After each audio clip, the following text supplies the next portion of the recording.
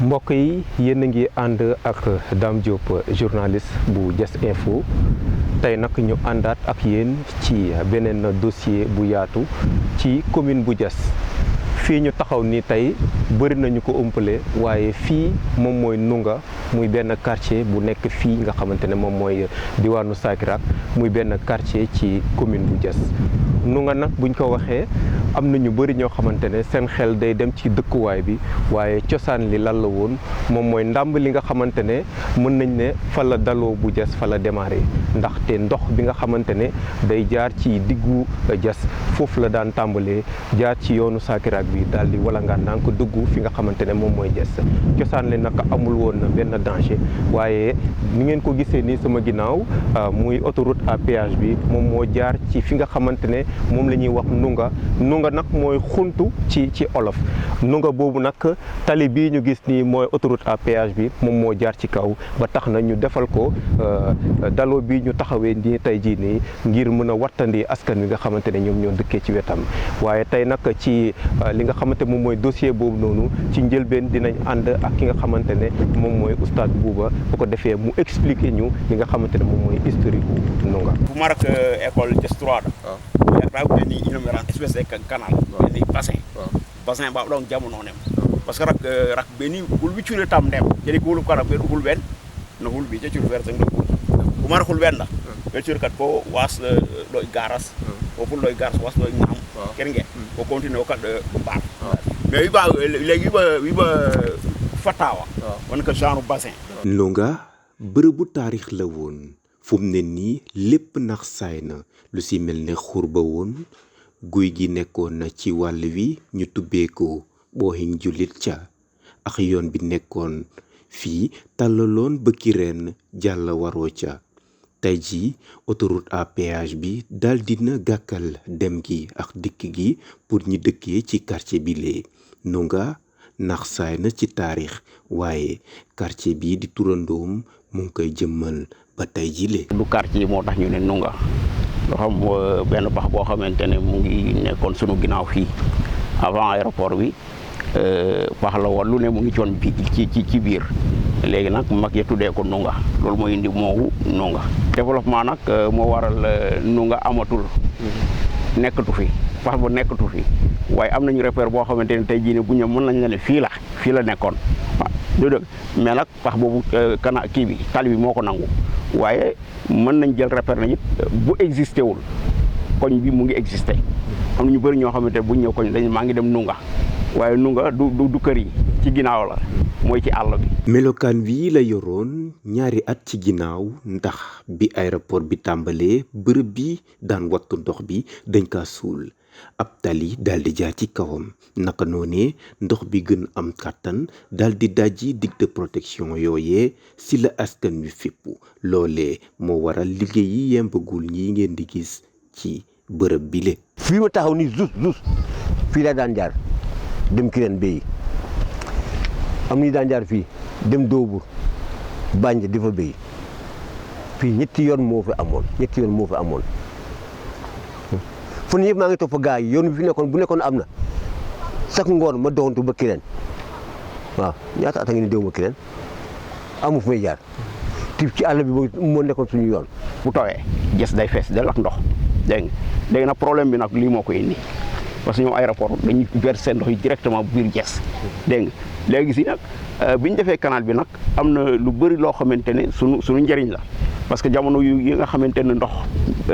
amul na fi doole amatul doole noonu daanaka dugatul ci kër yi mais avant ñu def canal bi ndox mi da daan dugg ci kër yi carrément. li ko dalee garage jàpp ndeng jëm ngaam bu nawet bi di ñëw si njàkkare la ñuy nekk ndax ndox mi daanaka day gàkkal dem beex dëkk bi waaye mënuñoo jeexal te duñu laaj fan la wànnent di mujjee ak ay gëtëm coow li ci canal bi la waaye tamit est-ce que ndax nit ñi ñu ngi bàyyee xel la jokkuwaay yi nekk ci biir dëkk bi ci canal bi. nawet bi di ñëw pax bi ak fa mu yem ak kër yi nekk si ginnaaw loolu parce que yaa naa aussi foofu mu yem noonu on a trouvé que y a des maisons yoo xamante bi ne nii nawet bi bu ko fa fekkee normalement war na caa def dégâts yoo xamante ne nii du neex borom kër ga du neex waa dëkk bi. ñoom biñ fi ñëwee ñu jaar mairie ñu jaar fa waxtaan tuuti rek on est parti sur le terrain wax ci bi ñu ci waxee itam amoon nañu 3 solutions pour maanaam defar pax bi en attendant nawet di jot parce que ñoom d'après eux ils disent que ne ñoom yoratuñu moyen yoo xamante ne nii vraiment war nañ ko mën a def ci canal bi ba mu pare parce que fii ak nawet xat na te ñoom épuisé nañu aussi fii nga xamante ne fa la ñu war a amee xaalis pour defar pax bi. lépp lu soxal développement péri-aéroportuaire mooy gox yu wër aéroport bi dina ci dugal loxoom ba ñëpp mu feeñ ba ñëpp gis loolu moo waral AIBD ren ñu jël 1 milliard. lu toll ni ci 1 milliard dugal ko pour defar li ñuy wax dalo bi nga xam ne ndox bi dina mën a dugg ci dalo bi ba pare dina nekk yoon boo xam ne oto yi ak nit ñi mën nañ ciy doxee. bu dee waa dëkk bi dañoo bëgg mu carrossable te yéen ci 3 ans la sauver leen aussi kër yooyu pour ñu bañ a am problème bu nekkee ne mun na ne waaw mais doo topp ne day carrossable boo bëgg léegi mu ngi bëgg a yàgg. bañ fa jógee ak léegi mu ngi bëgg a dem 2 mois wala 1 mois et quelque te dara rien n'est fait donc une fois mu taw foofu aussi problème boobu du fa jóge donc li ma d'accord man si li ma yaakaar waxuma kenn d'accord ci nag sama xalaat la topp ma ci kenn bu ma ku dugg rek bu ma ci topp tam dama ne foofu mu yem noonu mu nawet bi jotee dina yàq te comme dañuy sauver ñooñu parce que kër bu daanu nii problème la pour ñu defaraat ko ak borom sax mun na ñàkk xaalis wala lañ koy jox tam du tabaxaat loolu mu tabaxoon parce que tabax dafa metti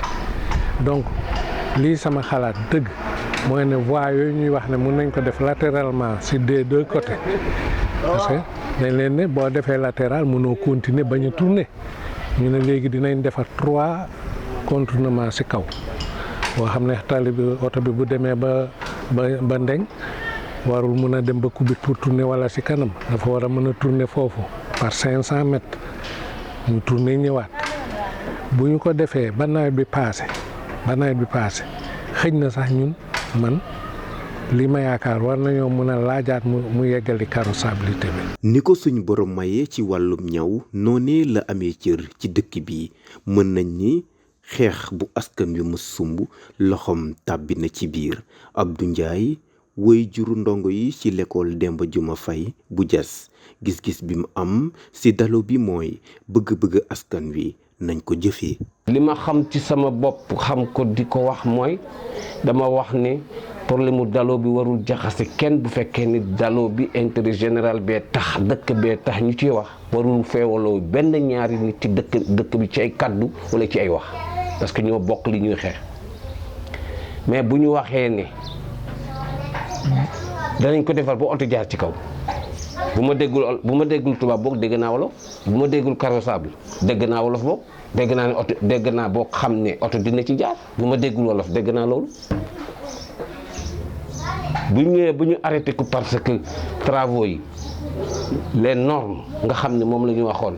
gis nañ ne normes yi teguwul ay xam borom xam-xam yu nekk ci dëkk bi seen xel nàcc ci loolu ay ñeneen di ci wax ba feeñal ko ba nit ñi taxaw arrêté ko ñu ne nañ ci ut solution bi mooy lan nañ ci waxtaan bañ demee aéroport toog fa waxtaan bi duré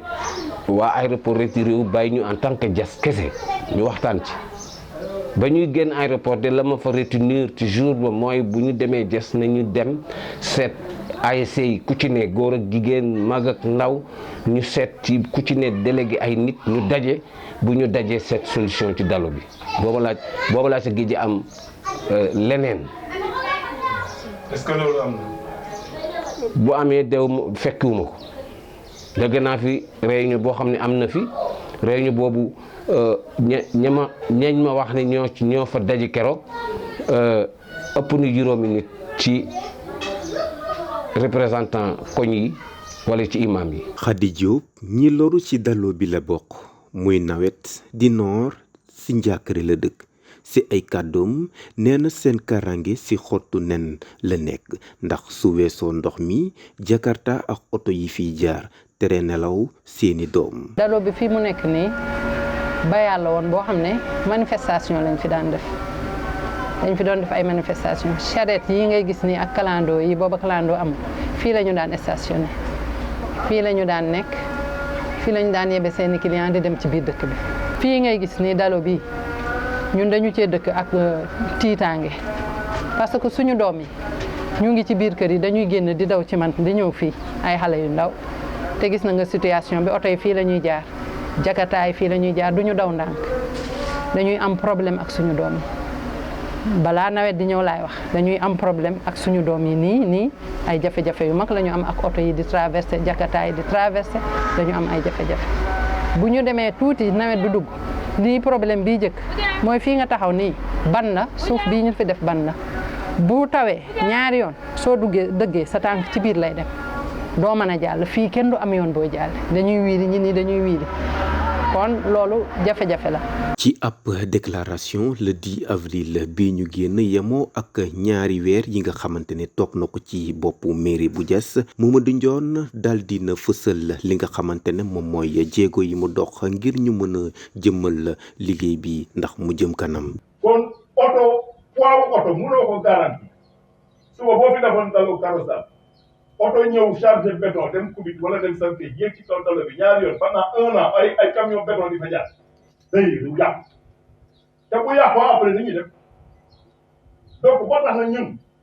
li naan tombé waral ay gar loolu du amee ñu demandé ne dafa leen ñu ko dans la mesure du possible daal fexe leen ba oto yi bu ñu croisé te sauf bu dee dem nañ ba sës ci loo xamante ne mënul nekk waaw loolu boo ko amee yàqee ci parce que nag war a toog ba nawet bi ñëw ñu nekkaat fii ci ay fitna moo tax ñu ne ñun li ñu jàpp mooy ñësës ci daloo ko loo xam-xam ma dem gën laa xam rek wàllu teel la boo ñëwee ba sës si di nga xool ñan ñoo ci gën a kon ñu ne ñun li ñu jàpp ñun maire Diass mooy nañ defar dalu ci ab jano ak waay taskatu xibaar yi askan wi daal dinañu mer ba futu ci maire bi beddi bi mu leen beddi ci wàllu réunion ci lu jëm ci wàllu dalo bi Pa Abdou Kadam loole la tënk ci nasaraan. Je tiens à rappeler d'emblée que ce combat sur ce dalo ne date pas d'aujourd'hui et n'est un combat contre personne. Ces hommes et femmes s'inscrivent dans la logique rationnelle et imposent un engagement qu'avait pris le DG de l'AIBD devant toute la population de Diass, que le dalo serait fait de manière à ce qu'il y ait une mobilité interne renforcée. Cela veut dire quoi? Que le dalo serait carrossable. En revanche, pour rester toujours dans la dynamique du rappel, de nombreuses rencontres ont été tenues avec le maire sortant. Et je rappelle que cette proposition que l'actuel maire veut imposer, le DG Mamadou Ndione, était sur la table et a fait l'objet de discussions sans issue. Et une alternative est survenue à Diass, c'est-à-dire le maire actuel est venu à la tête de la municipalité et ce dernier a fait appel à nous pour sûrement faire la triangulation de l'information, une démarche que nous avons magnifiée. À la sortie de cette rencontre, on a convenu qu'un déplacement serait fait pour qu'ensemble on aille rencontrer le DG de l'AIBD. Cette rencontre s'est tenue un jeudi. Et je précise qu'aucun consensus n'a été trouvé. La réunion s'était terminée entre Diassois, entre nous Diassois.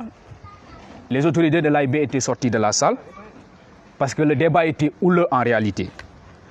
À l'issue de ces essences, nous avons retenu qu'une fois à Diass, une autre rencontre serait organisée pour qu'enfin la population décide par elle-même. Cette rencontre n'a pas vu le jour jusqu'au moment où je débute ces mots. Et nous exigeons que cette rencontre ait lieu. À notre grande surprise, nous avons constaté que des réunions à la mairie de Diass se sont tenues à notre insu pour trouver une solution à ce problème sans nous. Et il y a un vieux maxime qui dit: tout ce qui se fait pour toi,